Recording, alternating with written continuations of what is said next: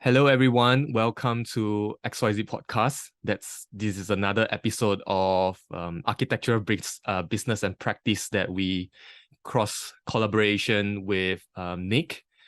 And today we are recording the fourth episode. So I hope you enjoyed the previous episodes, which are quite productive and also critically reviewing on how architecture practice or design practice, well, in general, creative practice, how they do their business in a way. It's very, very realistic in a point, not really like philosophical or theoretical kind of conversation.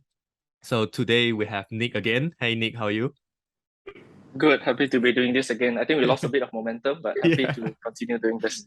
Yeah, there are lots of hiccups and challenges along the way, but it's good to be back. And then today we have Kash from Studio 3 as well. So Kash, how are Hi, you doing? I'm good. Hi, Gary. Hi, Nick.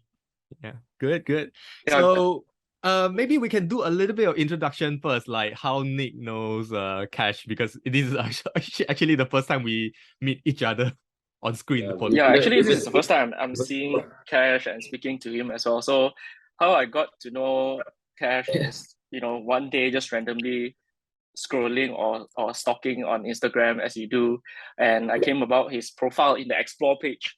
And Right. when I click to his profile, and then the first thing I see is that there's a lot of people that I know that follows him, and from his profile, it's so polished, and you put in personal content as well. And then from there, that actually I came across your profile before I come across your Studio 3's profile. Oh, And and I feel, and obviously immediately kasih satu follow, and I feel that it's such an I feel that that's what social media is for, rather than just purely posting your work. That's the social part of it.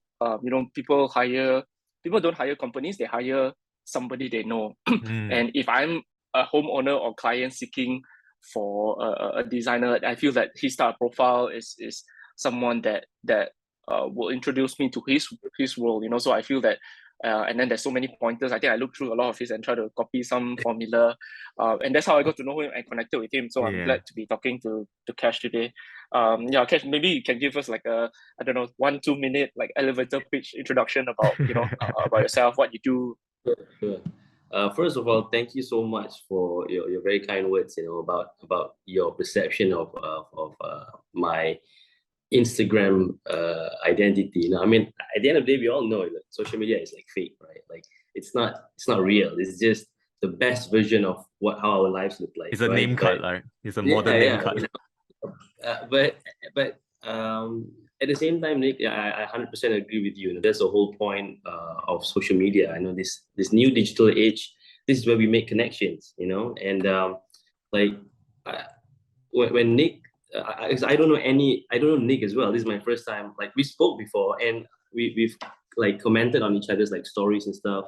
And but this is the first official like conversation we're having. So this is our first, and it's really nice, to be able to connect through social media. But just to quickly introduce myself, my name is Kashfi, but my friends call me Kash. My clients pay me in cash as well. And I'm a father of 3, and I'm an interior designer. So I've been in the industry quite new. I still consider myself a student of design and a student of the industry. So I've been around for 8 years, and I did. My background is also in interior design. I did my diploma and my degree in interior architecture, and I run a small studio called Studio 3. And we're based in Montiera, and we don't really specialize in. We don't have a niche. We're like a jack of all trades, but we do a fairly amount of commercial projects like retail. But hit us up for interior, for residential, cafes, retail. We do it. So that's a little background about me. Cool. I mean, I noticed there are a few residential projects as well. I think there will be quite interesting to see what's your point of view when you are doing both different types or scales of project when it comes to a commercial project and residential project. It must be quite different to handle. I mean, still, of course, it will be the same interior designer, but it's just that the ways of handle things, because commercial wise, you need to not just taking on the client side, but also involve like management, shopping mall, all these other, I would say it's a third party kind of stakeholder into the conversation as well. Of course, today we're gonna talk about what do we need to know for a lot of young practitioner, or even who are senior as well, who would like to revisit their ways of doing business. So we're gonna talk about what do we need to know, to run a creative practice, especially like interior design practice. And when it comes to like, if I wanted to start a company, what should I do apart from starting an Instagram account? And then after that, what should we do next? Like when it comes to registration part, the organization, the management, the structure of the office, and all sort of things. So maybe the first question I would like to ask Kash is actually, the moment that you decided to start a practice, I'm sure you might be working somewhere first and then sort of work part-time. Then after that, you realize that, okay, it's time to set up a practice. So did you work somewhere before, or what was the journey before that? Right.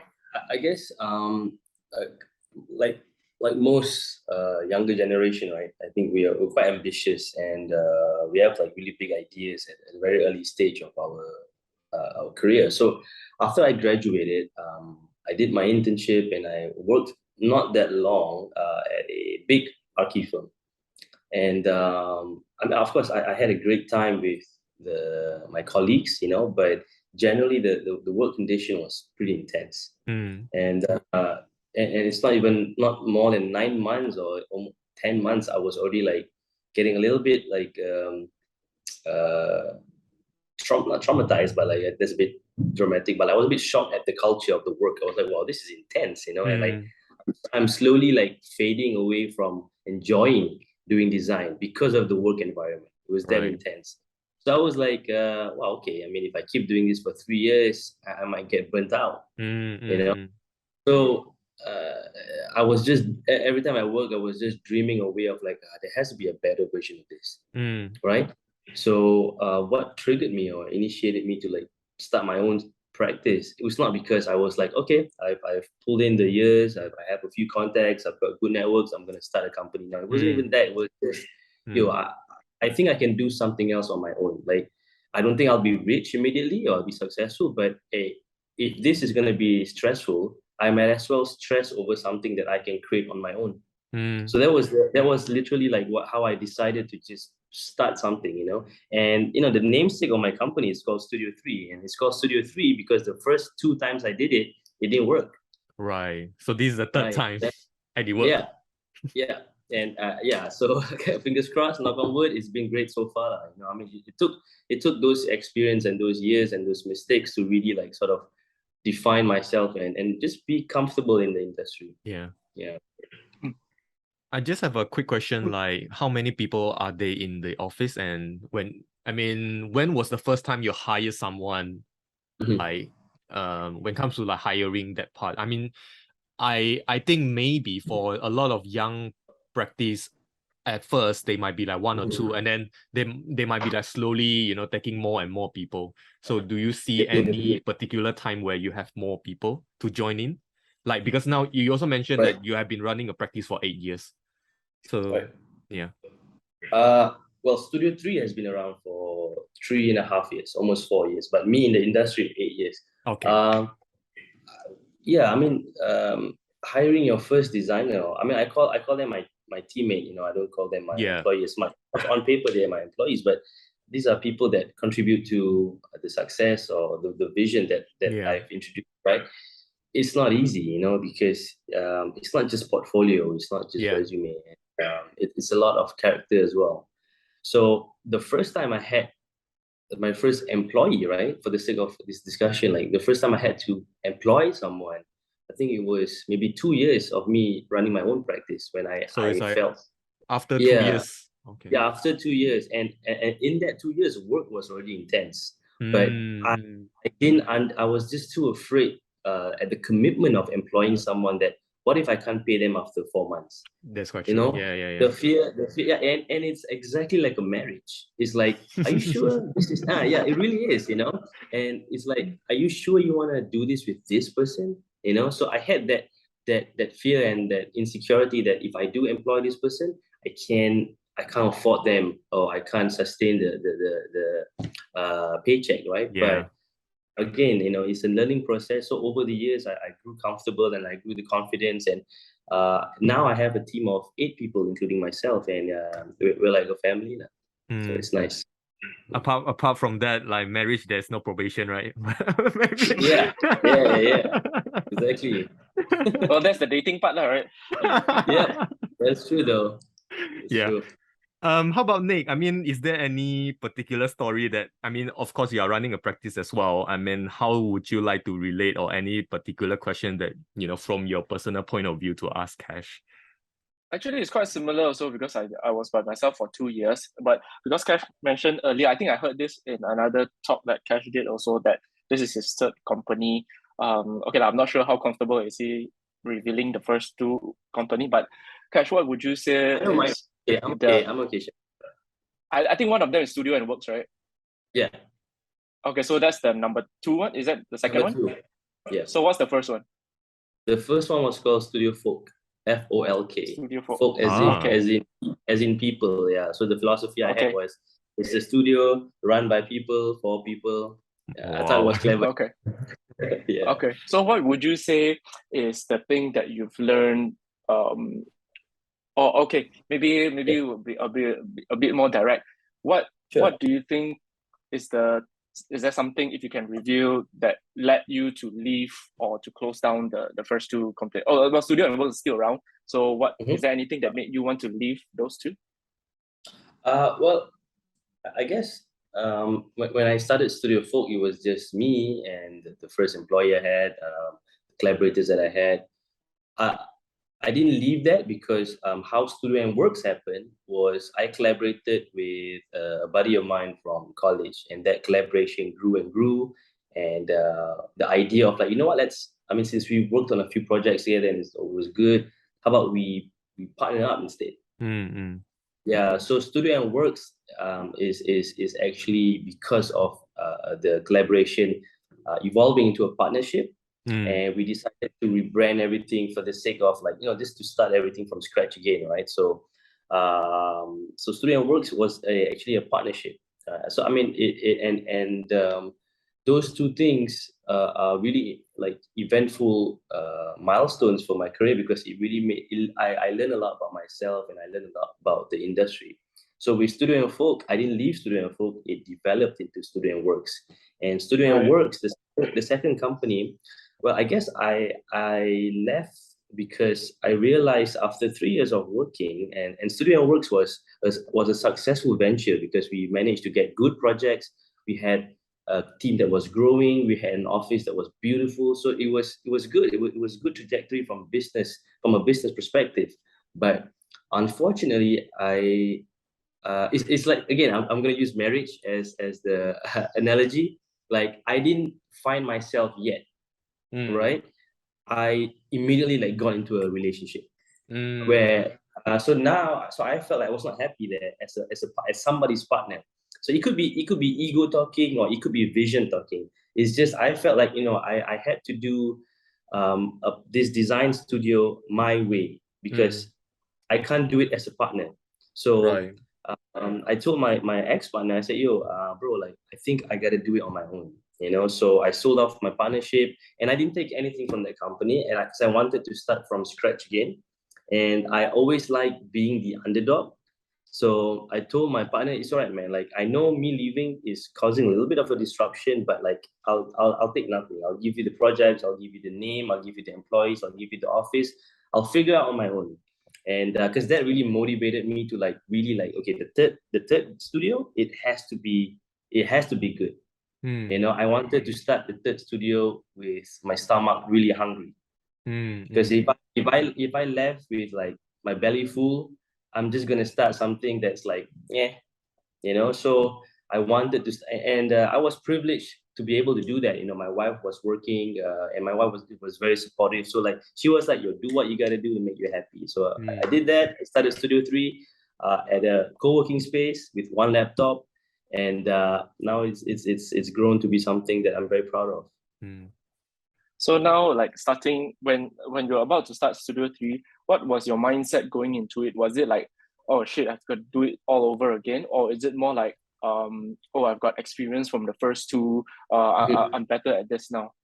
Yeah, there was definitely this confidence because I was familiar with the industry, and it's not so much confidence, but more of like being comfortable in my skin. Like I know what I like, and I know what kind of clients to avoid, what kind of projects to do. So that familiarity with the industry made the transition really easy, right? But of course, like I didn't have a prospect when I started the business, right? The new Studio 3. So it was a bit of a gamble, but I always gamble on myself. I always believe that I can figure things out. So honestly, it was actually quite exciting, even though it felt like you're starting at zero.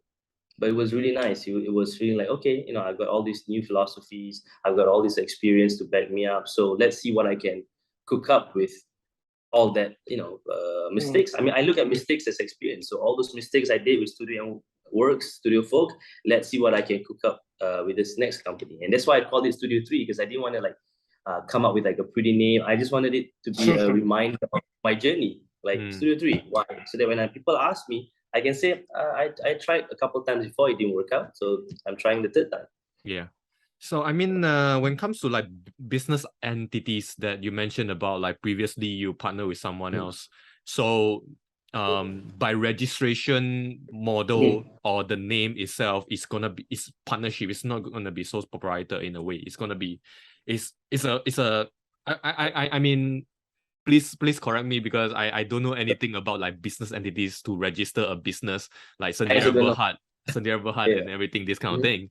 But then now you kind of run by your own as the director in a way. So you get technically it's the only, how do I say?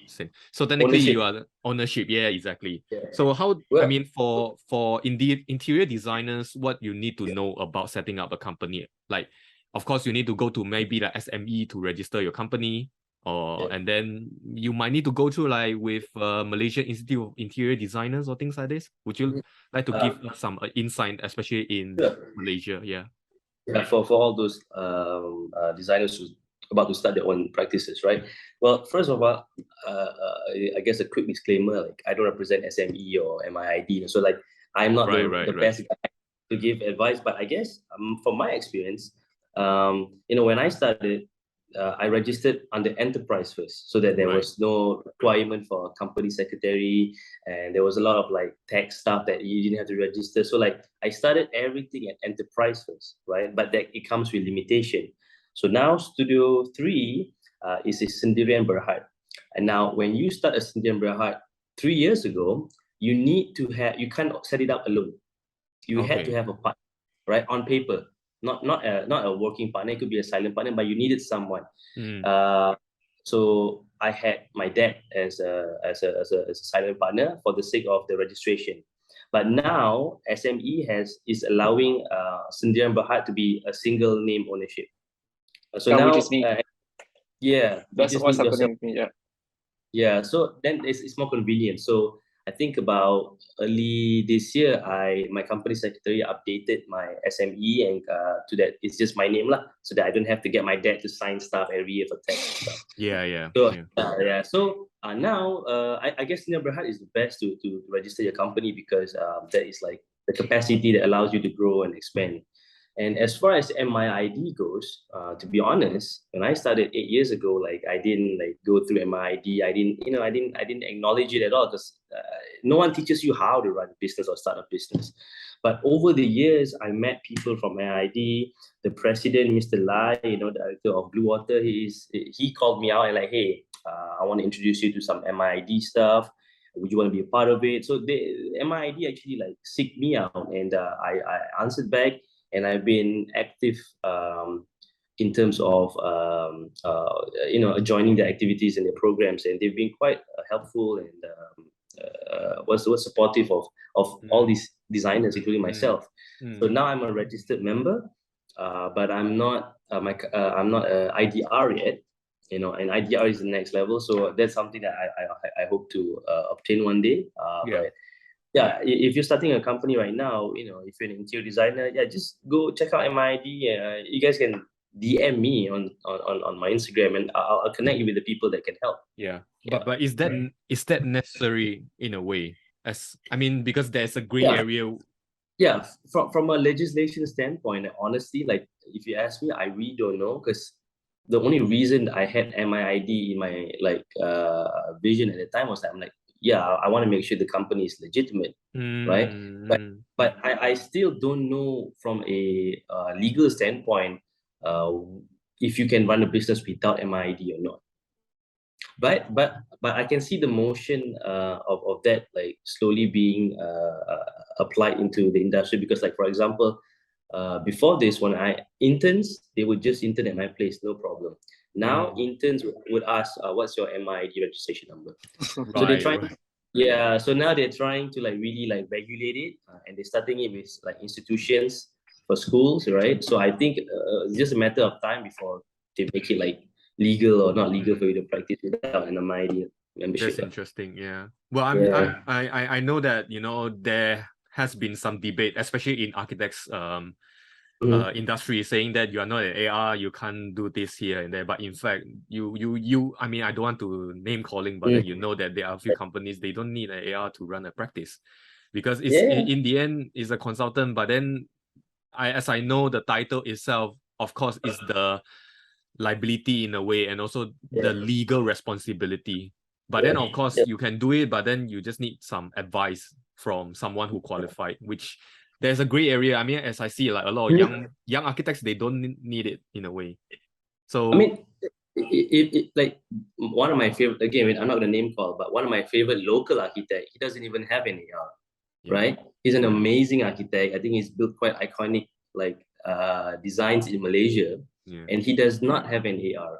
So it's not about defining if you're a good designer or not with the positions, but exactly what you're saying, like it's more of the legislation, like for liability purposes.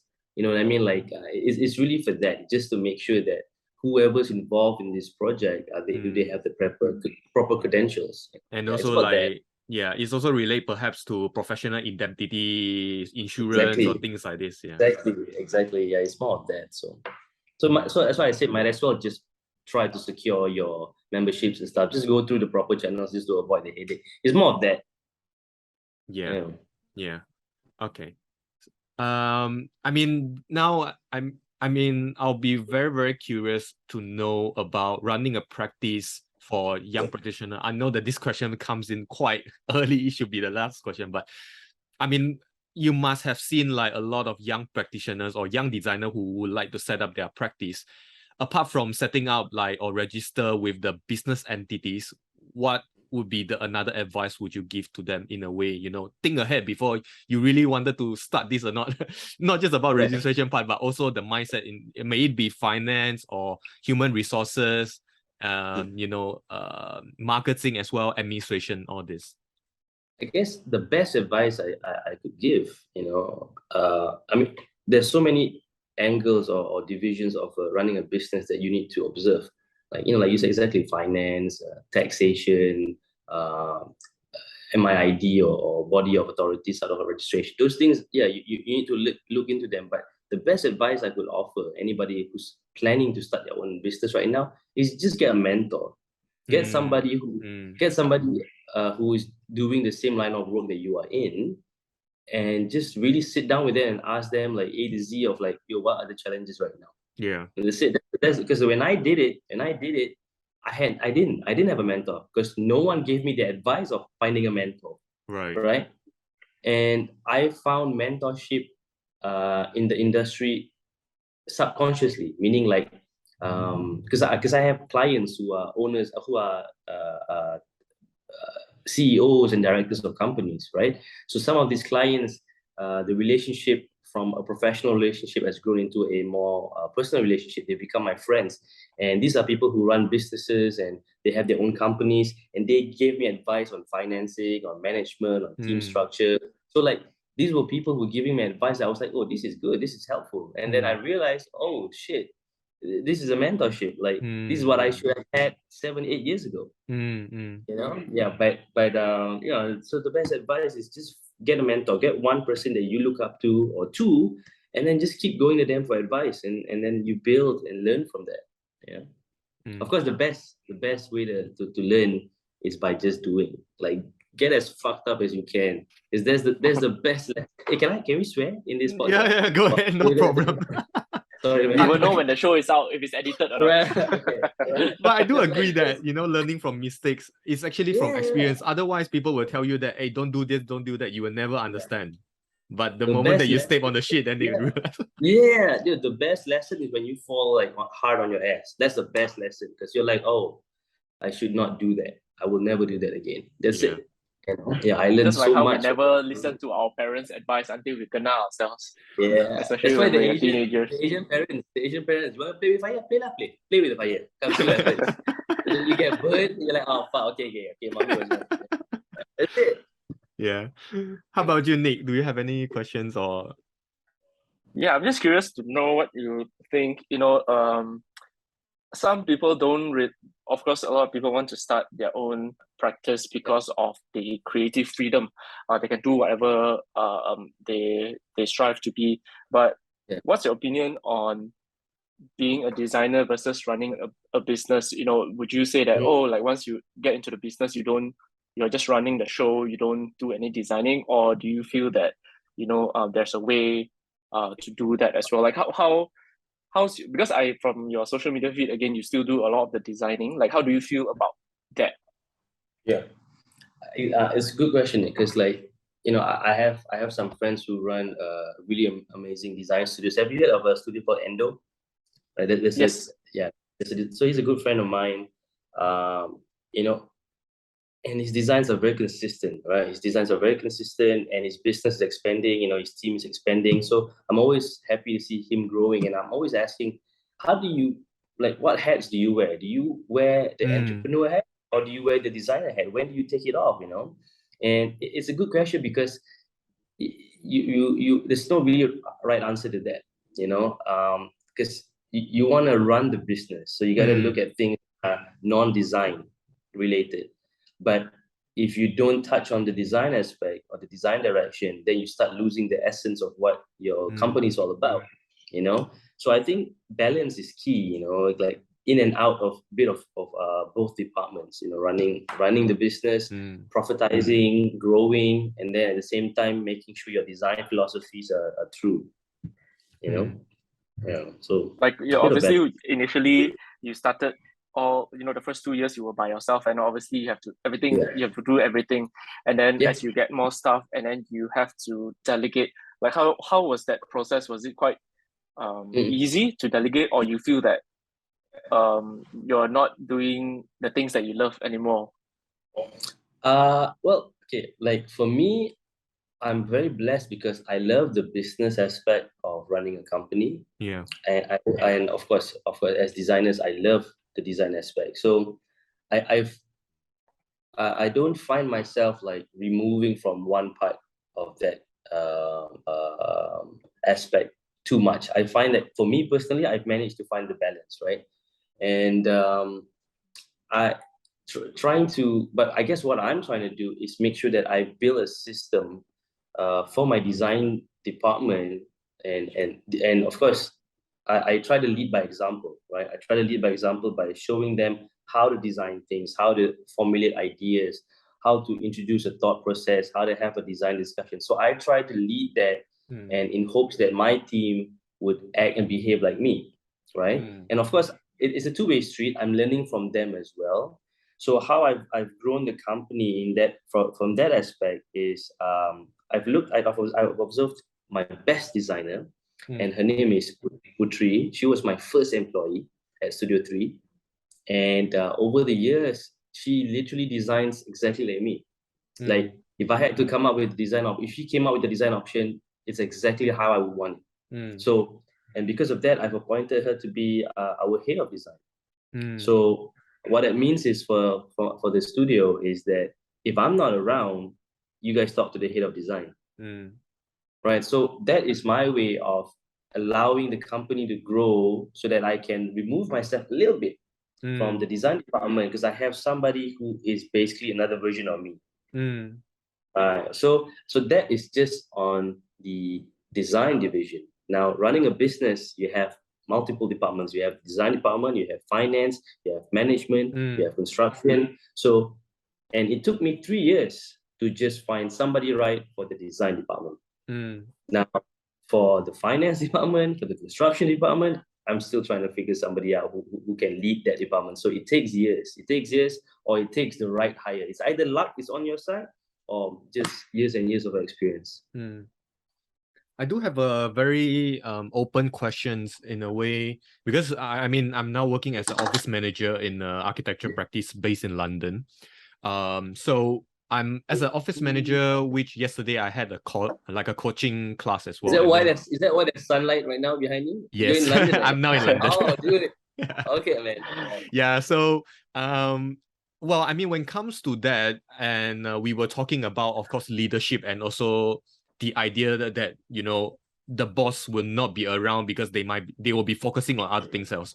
They might not be there 24 hours just, you know, to do design for you, because you might be busy with taking new projects, visiting projects, you know, talk to clients. There might be problem on site, things like this, and especially when talks to the client, because it might be very personal, because the stuff is just stuff. Sometimes you know clients better than anyone else in the office, perhaps. So when it comes to leadership wise, how would you define, in a sense, a good leader and also a good boss? So there must be a difference, you know. Boss and leader are two different things. So how would you define that? And what you mentioned about, you know, giving others space to grow as well. So that's also one.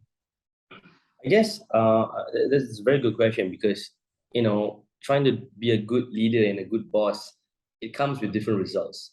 Meaning, a good boss, I mean, like a guy who doesn't care about his, like, in my opinion, a lot of my friends or people I know who run successful companies, they don't give a, I'm sorry to say that, they don't give a fuck about their employees' well-being. They don't. They only care about the numbers that the employees are bringing in, right?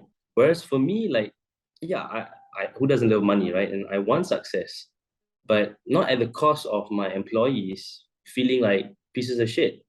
Because I left and started my own business because not even the director of the company, just the guy who was my senior, didn't give a shit about, like, I didn't sleep for 3 days at the office, and he expected me not to sleep on the 4th day, like, to do work. Right. So that culture for me it's crazy. It's crazy that people can just, like, wake up and do that. So I try to be a good leader by realizing that my teammates are people like me, with lives, with fear, with hopes, with, like, exact whatever I'm feeling, they would feel. Now, of course, there's a sense of hierarchy in the organization, right? I am the biggest stakeholder, because if they screw up, I have to absorb the blame, or I have to absorb the cost, right? But that does not mean I throw any of them under the bus. So I would always take the blame of my team's mistakes. I'll be the first in line to take the mistake. Why? Because for me personally, if they screwed up, it was a leadership on my part. I will always see it as that, right? And I try to lead by example. So if you're asking how do you try to, like, be a good leader, it's like by leading by example. Like, if I observe what they are concerned about or what they are worried about, and then I show them how to tackle those issues, and I ask them what they need help with, and then I try to provide. Like, my logic is, if my employees feel good, they are equipped with what they need to function, then it's going to be a success. I don't believe in, like, work 36 hours as long as, no. I believe that if you come in happy, the world is going to be good. I genuinely believe that. I mean, just want to continue on this topic of culture. You know, I think there's a lot of common understanding that the all-nighters. I think I went to I think a lot of people will say that doing the all-nighters is like your rite of passage. It's like the norm in the industry. Like what do you say to that? I mean, I completely get that, right? Like, because like, how easy do you want it to be? Because you got to go through a little bit of hardship, but it has to happen organically. That means, I lead, yeah. A good note, Nick, because I try. My focus at Studio 3 is about the studio culture, right? Meaning I emphasize on that and I build on that. So if the culture is good, the work will be good. So over the years, 3.5 years at Studio 3, I shit you not, you can text or email my employees. We have not worked on the weekend. I mean, we have probably worked over the weekend maybe 3 times in 4 years. So that means Monday to Friday, and Friday everybody leaves at 6 p.m. and that's it. The weekend they get to chill. And I never email or text my employees after 6 for 4.5 years, dude. I've never done that. My clients, our clients, they have. Our clients, they have texted and emailed our team on weekends after 6. I have no control over our clients, right? But like I said, I lead by leadership. So I, the employer, the boss, the CEO, director, whatever label you want to give me, I don't text them or email them after 6. Why? Because I respect their lives. I respect the boundaries. So that allows me not to have to convince the employees, right? That, I care about you guys. I don't have to convince them because they know I care. They know I care. They know that, Kash is never going to text us after 6, but the damn client is texting me, it's okay, I'll reply the client because I know we have to reply the client. So I don't have to tell them, can you reply the client after 8? I don't do stuff like that. I don't mind any. So they understand that we're replying the client because of Kashi, because we respect Kash. That's the energy that I get from my employees. So the right, like going back to what Nick is saying, like the rite of passage. So there are moments, like I said, where we probably had to stay late. There was 1 or 2 occasions where there was an all-nighter. But everybody did it because everybody appreciated the luxury that we have and the freedom that I've given them, that this doesn't happen often. So when it's necessary, when we are called to work extra hard, everybody pulls through, man. Everybody is like willing to do it. My colleagues, my teammates who are not even part of that submission, they would stay for moral support for their friends. That's the kind of, I guess that's the thing about staying because they want to, rather than it's a norm. And they exactly. There was one time when I say we don't stay on weekends, I don't say I don't stay on weekends. I will stay on weekends, right? Because I run the company, right? So I got to pull in the extra hours, right? So there were times where I would post a picture of me working on Saturday, and my one of my designers just texted me, "Hey, you need help? Well, I can come." I'm like, no, it's okay. This is just for the proposal on Monday. It's fine. You sure? I'll come. Post it just for you to know. No, she would. I know she would because she's done that so many times where like she just offered, "Hey, guys, if you want me to like model this 3D, I'll do it now." So the thing about my employees is they care. They do care, and it's genuine, and that's what I mean when I say I genuinely believe that if the well-being of the employees are really considered, they put in quality work, man. I can afford that for a small company. That would be so interesting because you mentioned about the employees. They actually care about the project, care about the company, of course, because they're happy also. They, at some point, of course, it's you yourself as the director or the leader, you don't encourage them to work overtime. But then at some point, they offer, the moment that the offer is something different, because means that they, whether it's pretend or not, I'm not sure, but at least they did it, But when it comes to that, so I do have another direction to see this, where how about when you're interviewing new person to join in? I mean, how would you do that to ensure that this is the right person that I want to work with? And how do you see like the result? Do you see the behavior? Do you see or any specific questions that you ask during the interview to make sure that, okay, this is the right one, and I think that, philosophically we are aligned? Right. I guess that's why it's always important for me, the interviews, like during the interviews, I try to extract as much as I can about their personality and what kind of character they bring to the table, right? But of course, you can't predict what the next 6 months is gonna look like. So there's a little bit of a risk involved, and these future employees, they are risking themselves as well, because I might be charming in the interview, like, oh, our work culture here is nice, there's no OT, all that stuff. So I could be lying as well. So it takes two to tango. So they are like entrusting their lives on my hands as well. So, but you can't really do much, you can just hope. But I guess I also observe the performance and how they assimilate themselves in the group culture. I with a bit of patience, I'm not like, yo, you better like vibe with us within 6 months. I try not to have expectations like that. I try to just like, okay, they're probably having some miscommunication problem here a little bit. Like, just I gotta be patient with it. Maybe that's why my company is not that successful yet. I'm too patient. Maybe but we do have like, performance review twice a year, just to keep it. You gotta have all those things to tabulate performance. But at the end of the day, it's all about good communication. Just to make sure everyone streamlining together. It's interesting, as I was so shocked when you mentioned about that. I mean, of course, there are a few practices who really care about their colleagues and also teammates. But I mean, putting this into words, especially in Asian context, is very different. Because as I know, OT seems to be like a norm rather than an option. Yeah, so it makes me think that that's something that, when it comes to like, I think two things really important when it comes to running a practice, as I know. One is the manpower, which is your teammates and employment, and also another thing is the communication with clients. So one is doing work for you, one is where you get the work from. So these two can lead to a failure of a company in a way. Of course, it's actually quite tricky to balance that.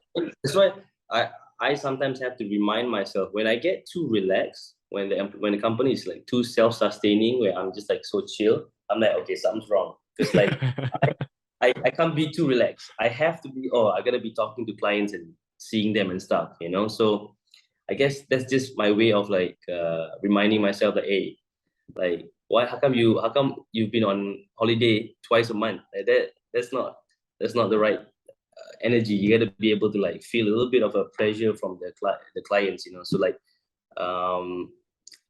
again, I think back to the first discussion. Now there have to be that balance where I'm constantly engaged with whatever that the designers are, whatever my team are being dealt with.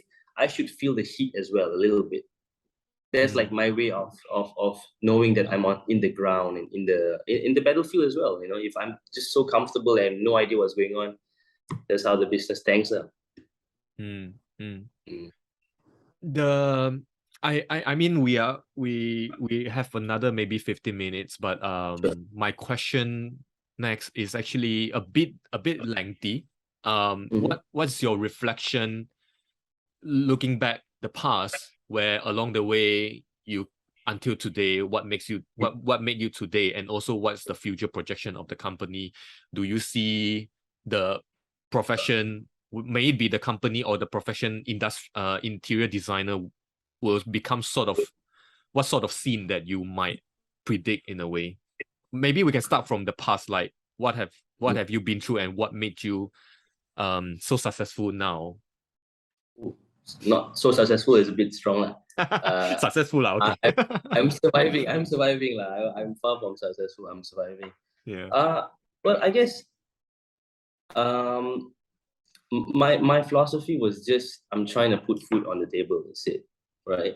So I was not, and I think I'm still not trying to be like, well, I'm gonna be like the most interesting designer out there. I'm gonna be the most different one. Like, I'm gonna offer something like unique. Like, I'm gonna design only with like vegetable like furniture. Like I'm not trying to be loud. I'm just trying to get my fair share of some food. That's it. I'm just trying to work. So based on that philosophy, where I'm just trying to stay grounded by offering design service that I feel I can offer, based on what my aesthetics is like, what my service is like. I feel like I'm offering some sort of service. So it's just about being consistent and putting back all the passion and love I have for design back to the market, and I feel that there are people who can relate to your aesthetics. And for me personally, there's no desire to be different. You know what I mean? Like, I'm just trying to exist. So like Nick, he found me on the Explore page. I wasn't fishing for Nick. I wasn't fishing for a podcast. I love yo. Look, I just realized this is the first podcast I've ever been on, man. Right? Yeah.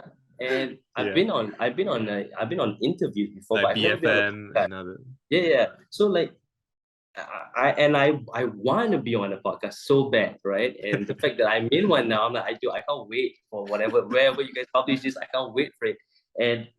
And you see, I want that, right? And there are things in my pipeline that I manifest, right? Like, I know I want to run a studio in KL. I know I want to have a team of maximum 10 people. I know I want to be on a podcast. I know I want to be featured on Monocle magazine. I know there are things that I manifest, and they have come to life. They have come to life because of me just grinding every day and just informing myself of what design is about, what good design is, right. Yeah. So I'm just focusing on those vision, and then by keeping myself occupied with pursuing those visions and goals, it's been 8 years. Yeah. You know what I mean? So I'm just focused on the vision and goals that I have. That's it. So I'm not really trying to come up with a gimmick. Yeah. You know what I mean? Yeah. I mean, the moment that, just a quick follow-up on what you said on putting food on the table, that's of course the priority of the whole nature of business is to make money. It's simple as that. Of course, no one wanted to do the things that they like and then can't earn money. No one to start a business to lose money. Exactly. Yeah. And then when simply saying that, putting food on the table, it could be done via a lot of channel. For example, there must be a lot of people just thought that, okay, I need a very simple interior designer. I just need someone to help me to help me manage a project rather than I don't need a design.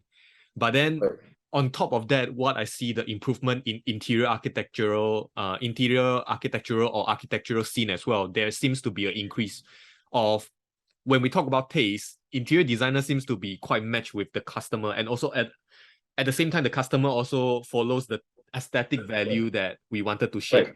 So how do you see the changes along the way from before that? Perhaps what you are doing now is very contemporary, but then before that is, when we talk about interior designer, I saw when you mentioned that term in Malaysia, like back in 10 years ago, I can see the cornices, I can see the Corinthian column out of nowhere. I can see the ornaments, the rose pendant and all this. Right. But I guess, I mean, design will always evolve and progress, right? Sure. I guess you're sort of relating back to the second point of your first question, which is like, what am I predicting with the interior design industry? So, I mean, I am very hopeful and optimistic about what's to come from a design community standpoint, because the people that I've linked up with, and the people I've met in the industry over the years, especially young ones, right? And people like Nick, like, we are so engaged with each other, and we're so like expressive, and we're always trying to like bring new ideas and create connections, right? And it's such a fresh scene out there, designers like Pau, Wonderwall, Endo, like Studio Kanta. The stuff that they are creating are just things you'll never see. You will never see 10 years ago, right? Exactly. Yeah. I guess a physical evidence of that, right, is look at cafes now in Malaysia, right? The cafe scene like exploded in the last 10 years, right? Before this, I mean, do you guys remember growing up? Like, Delhi France was like the restaurant that you would go to, like Secret Recipe was the recipe. Like, now cafes, there's like 50 cafes out there that are like design are freaking interesting. They're pulling references from like Copenhagen. They're pulling references from Bangkok. It's like these are references that well-traveled people will pull in.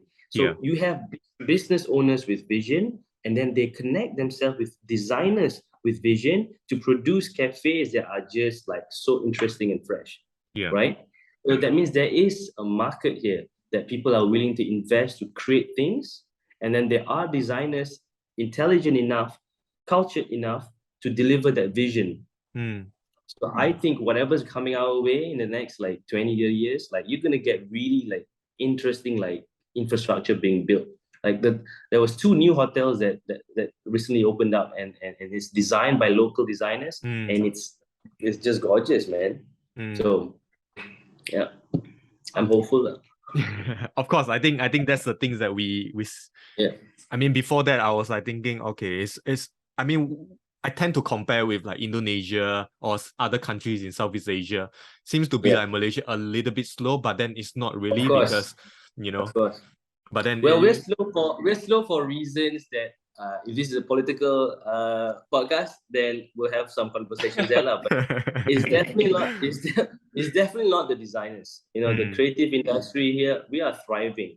We are thriving. I mean, from a content standpoint, because all my friends right now are traveling the world right now to bring information back. So the design community are doing their part to stay relevant and stay informed.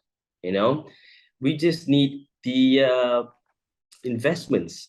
You know, we need people. We need, you know, the authorities or the organizations that have the funding to believe in this and invest in a nice fucking park, in a nice like in nice galleries, like all the things that involves building our cultural heritage and design industry. That is where the money should go. Because if you build that, I mean, you look at Indonesia, like you just said it, like the I mean, Elon Musk is building a factory there. You know, yeah. So like all eyes are on Indonesia because they really invest in their design scene. You know, yeah. It feels like a lot of people look at the design scene as a luxury. Like it's our let's not spend on that. But the truth is that's where the money is. You know, the harbor of all cultural things and you know, economical like solutions is in the design scene. But you know, yeah. So it's up to us as a designers. Things like this, what you guys are doing right now. This is how we educate and inform society. You know, especially the local scene. So, sorry, Nick, you have any question? Yeah, sorry, Nick. No, I'm good. Listening in, writing down my notes. And I noticed. I mean, I briefly listened to your sharing on BFM. I think, I mean, I won't go through the details, but I got caught up by the title. It's called Designing with a Purpose. I'm not sure if they name it or you provide the title. No, that was not me. That was them. That sounds a bit catchy. Everybody designs with a purpose, whatever the purpose is, right? You know, but they came out with that caption. But then what? But then when looking at the idea of purpose, and also now you name your company as, you know, kind of like a multidisciplinary design studio, of course that's kind of relates to your personal hope and optimistic perception to see design is not just like doing interior design works, but also relates to graphic and also slowly venture into some architecture work that I noticed. Right. So when coming back to the very, very early conversation talking about how to setting up a business entity, but then that one we just focusing on interior design. Now it's multidisciplinary. How do you see, you know, the leadership wise, and also your brain sort of need to be more multi faces on different kind of models? Well, I mean that's quite a lengthy like answer to respond, because like we're gonna touch into departments, right? But let me try to like circle back and complete this conversation from how Nick introduced me, which is he said he saw my Instagram page, right, and he felt that the representation that I carried was quite diverse, in the sense that you can see my designs, my design process, and a little bit of my lifestyle. Right, which is me, my family. You'll see things like that in my. And this is not me trying to like market my own Instagram page, but like, I'm not trying to sound like a douchebag here, but I'm trying to be as authentic as I can via my Instagram. All right. Before I had the company Instagram, I got all my businesses on my personal Instagram. Right. So the best representation of what Studio 3 is actually on my Instagram, because I mean, I run Studio 3 and I run all our Instagram. So my logic here and what I'm trying to get to is, because you're talking about multidisciplinary and all that in the future and how I plan to lead that. So what you will see on my Instagram is 15% the humanistic aspect of who I am as a person. So you will see pictures of my kids, my wife, my friends, my family, a little bit of my oh sorry, oh shit, It's all right. It's all right. Delivery time. So I think, sorry, Nick. So we might have another 10 minutes. So feel free to. Okay. Yeah. Maybe we will go on to the final question. Oh, that's quick. Yeah. It's necessary an hour, but sorry. Anyway. Yeah. Sorry. Kash, you were let me saying. just finish the point. So you will see some humanistic aspect of who I am as a person, right? So you see pictures of my family and my friends and me and stuff like that, and 75 to like 85% would be my work, and my work involves interior design, art, architecture, my travels, whatever it is that encapsulates my design process, right? And the reason it is that in that percentage is because I don't want people to observe me as just design only. That feels very cool. It feels very cool when the Instagram and I'm using Instagram because that's what's relevant right now to the discussion. There are design studios where you just see pictures of just the renders, or you see pictures of only their projects, or construction site photos. Right.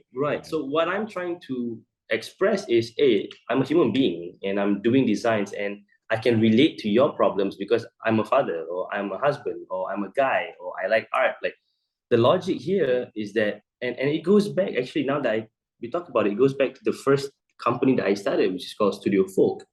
Because the logic is we're designing for people, right?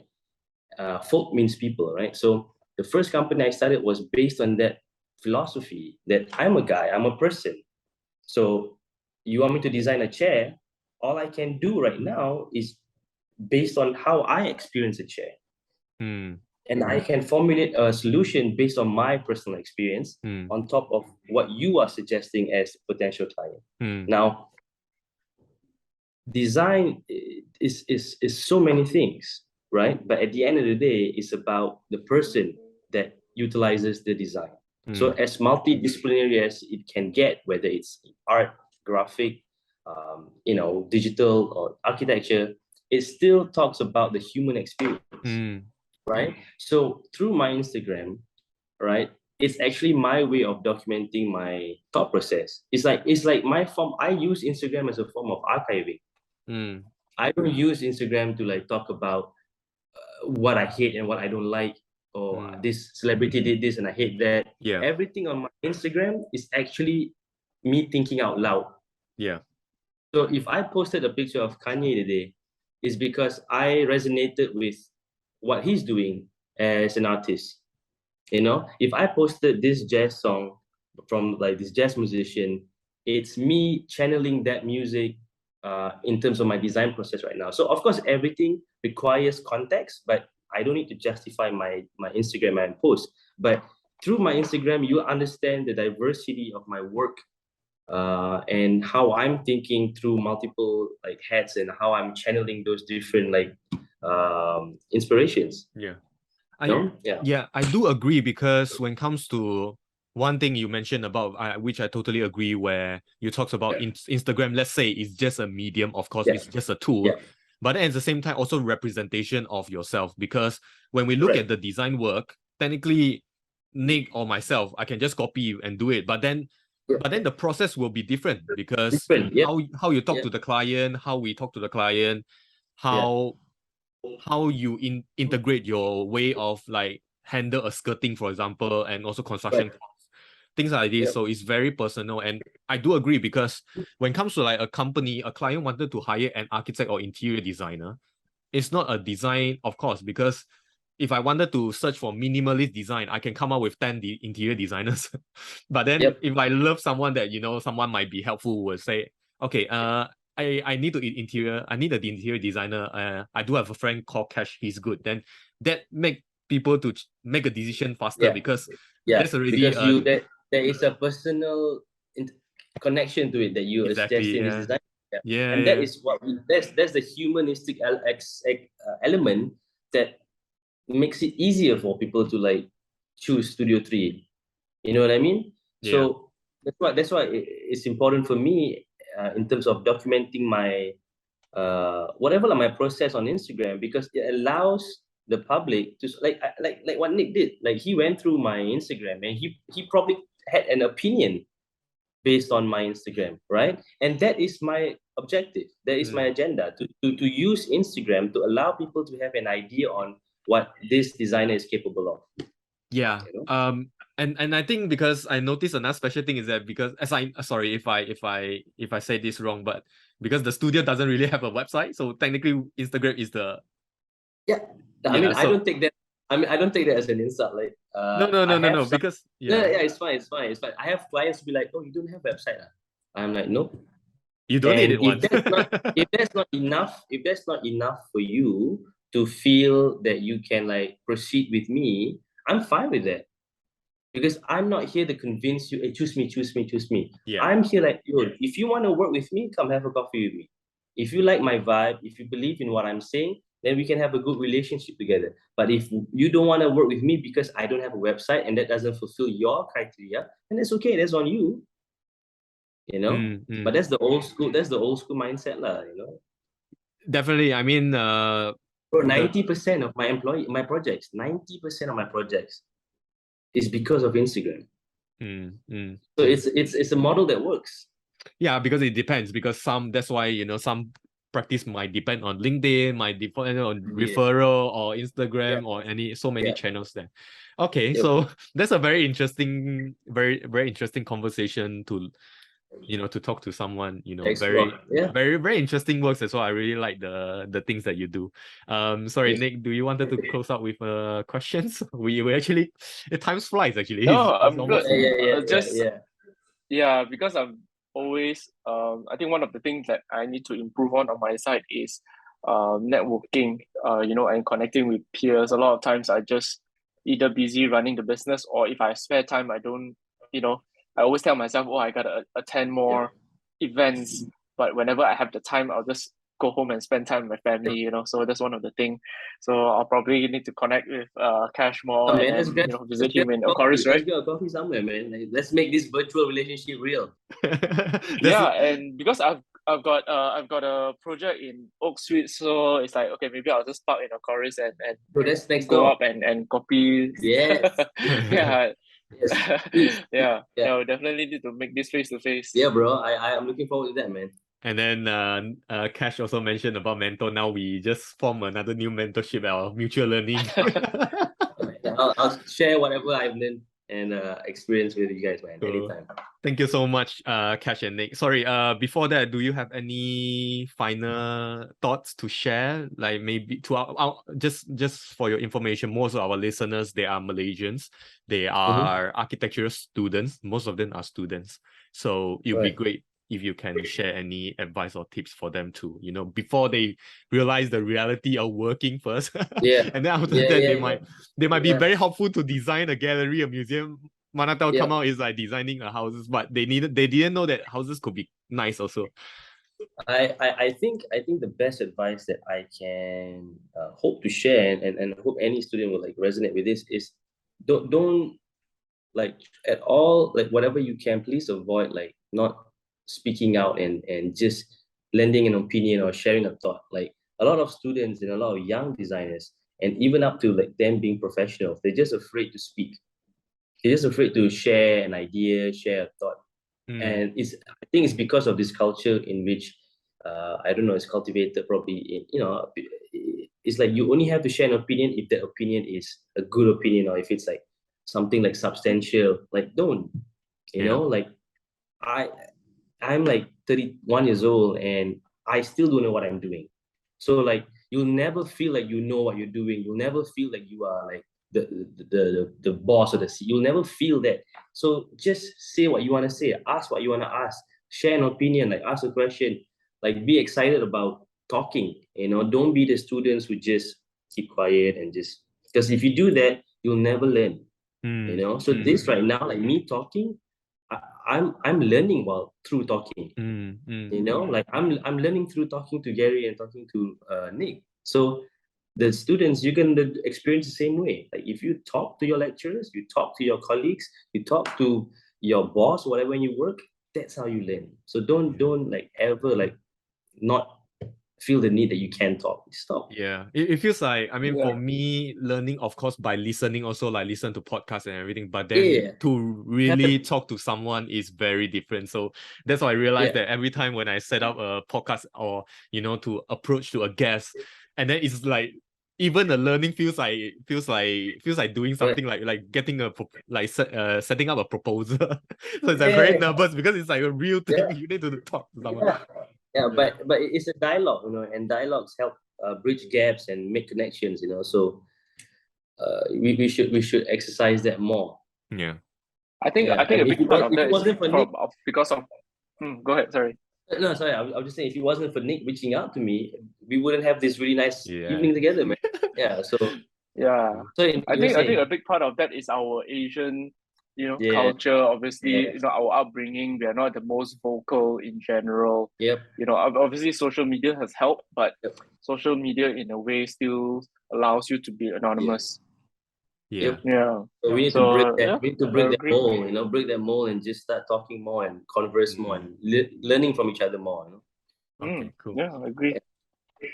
Okay, cool. I think that's unfortunately that's the end, but then really, really good conversation. Thanks a lot, Nick and Kash. Yeah, man. Thanks so much for having me, guys. Catch up. Definitely will catch up again. Man. And this is nice. Thank you. Please let me know if you're in London. I'll treat you for. Oh yes, definitely, bro. Definitely. Yo, are you offering a place to stay or just? I'm afraid too small for you, bro. But I'll get you accommodation. Don't worry. All right, man. Cool. Thanks a lot. All right, thanks, guys. Thank you so much. Thanks, guys. All right.